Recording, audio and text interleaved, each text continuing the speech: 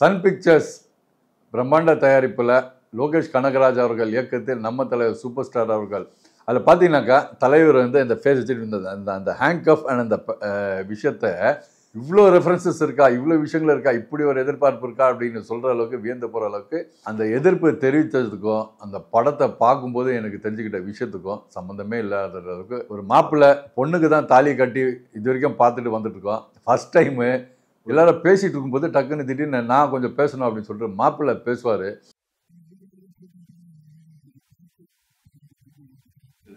அது வந்து பிற்காலத்தில் அது வந்து சம்சாரம் மின்சாரம் படத்துக்காக ஒரு செட்டு, நிரந்தர செட்டு, ஒரு வீடு மாதிரி செட் போட்டு குடிசைகள் பகுதியும் முதல்ல போட்டு காமிச்சாங்க. அதுக்கப்புறம் இந்த சேர் பகுதி கூட அங்கே தான் போட்டு காமிச்சாங்க. இப்படி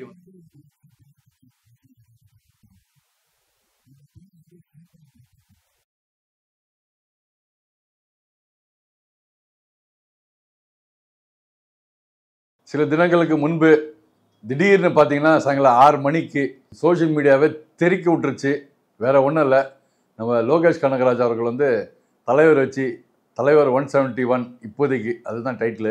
ஏன்னா படத்தோட டைட்டில் அறிவிக்கிற வரைக்கும் இப்போதைக்கு ரெஃபரன்ஸ் வந்து தலைவர் 171 தான். சன் பிக்சர்ஸ் பிரம்மாண்ட தயாரிப்பில் லோகேஷ் கனகராஜ் அவர்கள் இயக்கத்தில் நம்ம தலைவர் சூப்பர் ஸ்டார் அவர்கள் மற்றும் இசை ராக் ஸ்டார் அனிருத் இந்த கூட்டணியில் உருவாக போகும் புதிய படத்துடைய அறிவிப்பு அன்றைக்கி வெளியே வந்துச்சு. அதில் வந்து பார்த்தீங்கன்னாக்கா படத்தோடைய மோஷன் போஸ்டர் ஏப்ரல் 22 வெளிவருகிறது அப்படின்ற ஒரு அனௌன்ஸ்மெண்ட் கார்டை தான் அது பண்ணாங்க. அதில் வந்து பார்த்தீங்கன்னாக்கா தலைவரோட லுக்கை ஃபஸ்ட் லுக்குன்றதை வந்து அதில் ரிவீல் பண்ணியிருக்காங்க. அதில் பார்த்தீங்கன்னாக்கா தலைவர் வந்து இந்த ஃபேஸ் வச்சுட்டு இருந்தது அந்த ஹேங்க் ஆஃப் அண்ட் அந்த விஷயத்தை வாட்சோடைய அந்த ஸ்ட்ராப்ஸே டைப் போட்டு அந்த ஹேங்க் ஆஃப் மாதிரி ஒரு டிசைன் ஒன்று பண்ணி ரிவீல் பண்ணியிருந்தாங்க. தலைவரோட ஃபேன்ஸு இதை பார்த்தோன்னே, அந்த லுக்கை பார்த்தோன்னே பல தலைவரோட பழைய படங்களை, குறிப்பாக ஒரு ஆன்டகனிஸ்டாக நடித்த அந்த படங்களோட ரெஃபரன்சஸ்லாம் வச்சுட்டு கொண்டாடி மகிழ்த்துக்கிட்டு வராங்க. நமக்கும் பார்க்கறதுக்கு இவ்வளோ ரெஃபரன்சஸ் இருக்கா, இவ்வளோ விஷயங்கள் இருக்கா, இப்படி ஒரு எதிர்பார்ப்பு இருக்கா அப்படின்னு சொல்கிற அளவுக்கு வியந்து போகிற அளவுக்கு அவ்வளோ பிரமாதமாக அன்றைக்கி வந்து அது சோஷியல் மீடியா தெரிக்க விட்டுட்டு இருந்துச்சு. இது ஒரு பக்கம்.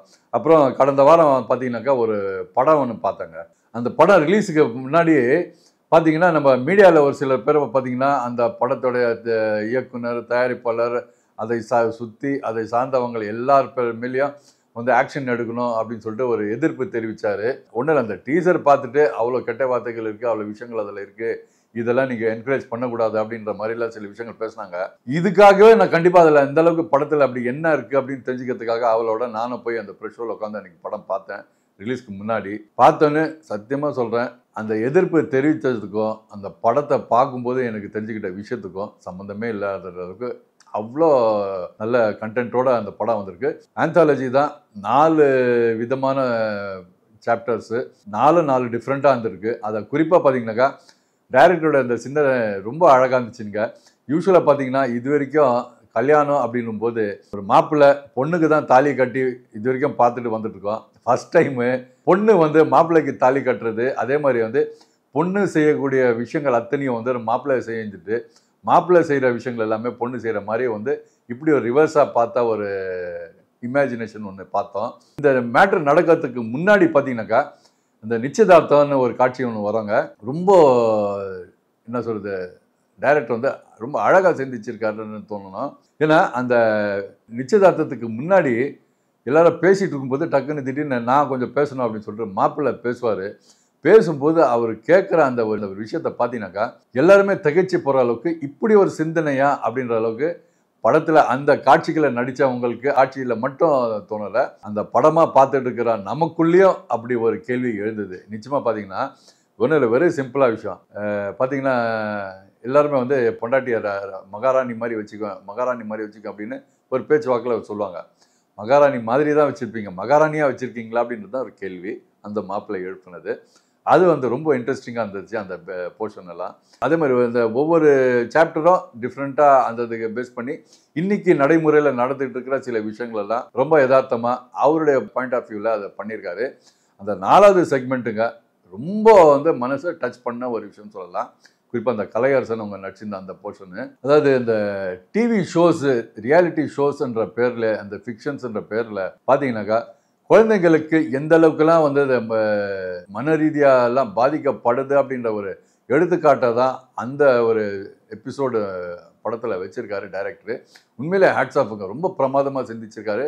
ரொம்ப போல்டாக ரொம்ப அருமையான ஒரு விஷயத்த வந்து அவர் வந்து எடுத்து சொல்லியிருக்காரு.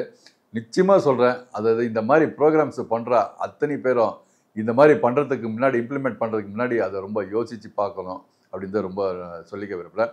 அதில் காட்சி அவரை வச்சு அந்த கான்செப்ட் கனெக்ட் ஆகணும் அப்படின்றது காரணத்துக்காகவே என்ன பார்த்தீங்கன்னா அந்த போர்ஷன் வந்து லைவாக போகிற மாதிரி காமிச்சிட்டாங்க.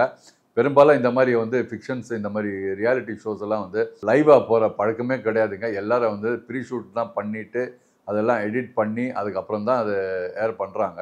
ஆனால் இதை வந்து அந்த லைவாக பண்ணணும், அந்த ஆடியன்ஸுடைய ரியாக்ஷன் காட்டுறதுக்காகவே அப்படி ஒரு சீனை அவர் கிரியேட் பண்ணிட்டு இருக்காரு அப்படின்றது தான் எனக்கு தோணுச்சு. ஆனால் அப்படி தான் அமைஞ்சிருக்கு அது. அதனால் நிச்சயமாக அந்த ஹாட்ஸ்பாட் அப்படின்ற ஒரு படத்தை நிச்சயமாக நீங்கள் போய் பாருங்கள். கண்டிப்பாக உங்களுக்கு அதில் சில காட்சிகள் கனெக்ட் பண்ணும் அப்படின்றத நான் நம்புகிறேன். இப்போ இந்த வாரத்தோட நான் பார்த்த ஒரு படமும் சரி, அப்புறம் தலைவருடைய ஃபர்ஸ்ட் லுக்கும் பற்றி நான் உங்கள்கிட்ட சொல்லிட்டேன். இதே சமயத்தில் பார்த்தீங்கன்னா இப்போ சமீபத்தில் சில வாரங்களுக்கு முன்னாடி வடபழனியில் காவேரி ஹாஸ்பிட்டல் திறப்புழா நடந்தது. அதை திறந்து வச்சவர் வேறு யாரும் இல்லை, நம்ம தலைவர் சூப்பர் ஸ்டார் அவர்கள் தான். திறந்து வச்சுட்டு அதுக்கப்புறம் அந்த ஓப்பனிங் செரமனியில் ஒரு ஸ்பீச் ஒன்று கொடுத்தாரு. கொடுக்கும்போது அந்த காவேரி ஹாஸ்பிட்டல் கட்டப்பட்ட அந்த இடம் ஒரு காலத்தில் ஏவிஎம் உடைய ஸ்டுடியோவில் சம்சாரம் அது மின்சாரம் என்ற செட்டு போடப்பட்டு அந்த சம்சாரம் மின்சாரம் லொக்கேஷன் அப்படின்றத பெரிய பாப்புலர் ஆச்சு அப்படின்றத கனெக்ட் பண்ணி ஒரு நினைவு சொன்னார். அதோட நினைவாக என்னுடைய ரிசர்ச்சில் பல விஷயங்கள் எல்லாம் கனெக்ட் பண்ணிவிட்டு தலைவர் நடித்த படங்களுடைய கனெக்ஷன்ஸு இந்த லொக்கேஷனில் ஆகட்டும், அதுக்கப்புறம் நானும் சொந்தமாக தயாரித்த அந்த படத்தோட லொக்கேஷன்ஸ் எல்லாம் சேர்ந்து உங்களுக்கு இந்த வீடியோவில் வழங்குகிறேன். பார்த்து மகிழுங்க.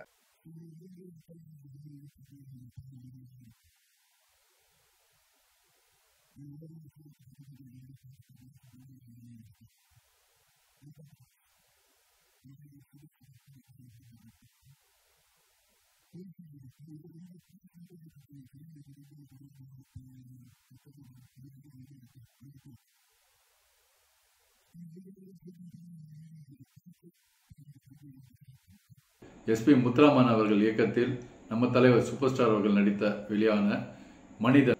சேரி பகுதி, அப்புறம் வந்து அந்த மேடை பேச்சு, அந்த எலெக்ஷனுக்காக வந்து வினோத் சக்கரவர்த்தி ஸ்டேஜ் போட்டு பேசுவாங்க பாருங்க, அது வந்து ஒரு ஃப்ரண்ட் ஏவிஎம்க்கு முன்னாடியே வந்து ஒரு சின்ன எம்டி ஸ்பேஸ் மாதிரி இருந்தது. அது வந்து பிற்காலத்தில் அது வந்து சம்சாரம் மின்சாரம் படத்துக்காக ஒரு செட்டு, நிரந்தர செட்டு, ஒரு வீடு மாதிரி செட் போட்டப்பட்டு அது சம்சாரம் மின்சாரம் செட்டுன்னு சொல்லப்பட்டது.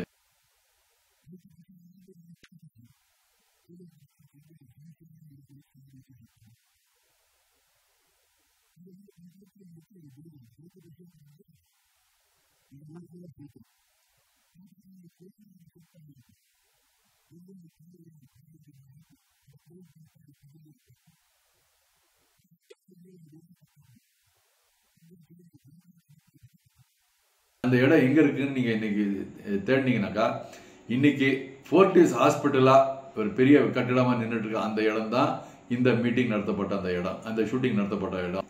அந்த படத்தோட செட்டுக்கு முன்னாடி அது ஒரு எம்டி கிரவுண்டா இருந்தது. ஸோ அந்த இடத்துல பார்த்தீங்கன்னா இங்கே வந்து அந்த குடிசைகள் பகுதியும் முதல்ல போட்டு காமிச்சாங்க. அதுக்கப்புறம் இந்த சேர் பகுதி கூட அங்கே தான் போட்டு காமிச்சாங்க. இப்படி வந்து அங்கேயே செட்டுகள் பல விதமாக போடப்பட்ட இடங்கள் தான் அது.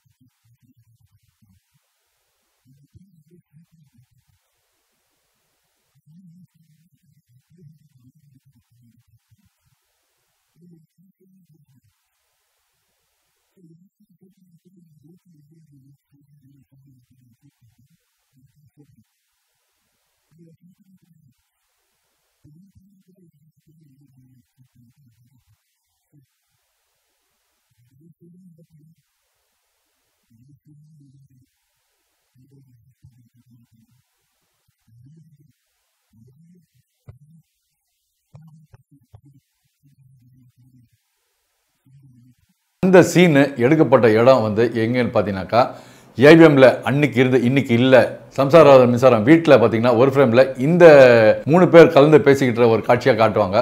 நாடகம் நடிச்சிட்டு இருக்கிறது தானே எல்லாம் உஸ்பேத்தி விட்டு நீ நல்ல நடிக்கணுவான்னு சொல்லிட்டு சென்னையில் அவங்க அம்மாவை என்கரேஜ் பண்ணி அனுப்பிச்சி விட்ருவாங்க. அதுக்கு துணையாக வந்து சென்னை ஜனதா இவரை வந்து அதுவும் யாரை ஹீரோயினாக போடல, ஏன்னா ரஜினி சாரை கண்ணத்தில் அறையணும். கன்னத்தில் ஆற அளவுக்கு யாரும் ஹீரோயின். ஏன்னா ஒரு பக்கம் தெலுங்கு நடக்குது, ஒரு பக்கம் தமிழ் நடக்குது. எனக்கு என்னன்னா 2 படம் ஒரு பக்கம் நடக்குது. எனக்கு ரெஸ்பான்சிபிலிட்டி அதிகமாகிடுச்சு. 2003 நான் வந்து ஒரு படத்தை தயாரித்தேன், ஒரு சின்ன பட்ஜெட் படம். நம்ம அன்னைக்கு வந்து என்னோட படத்துக்கு ஆர்ட் டைரக்டர் வந்து ஜிகே சார் தான் ஒர்க் பண்ணார். இந்த காஃபி ஷாப்பு, டாக்கோ பெல் அதெல்லாம் இருக்கிற ரெஸ்டாரண்ட்ஸ்லாம் அந்த இடம்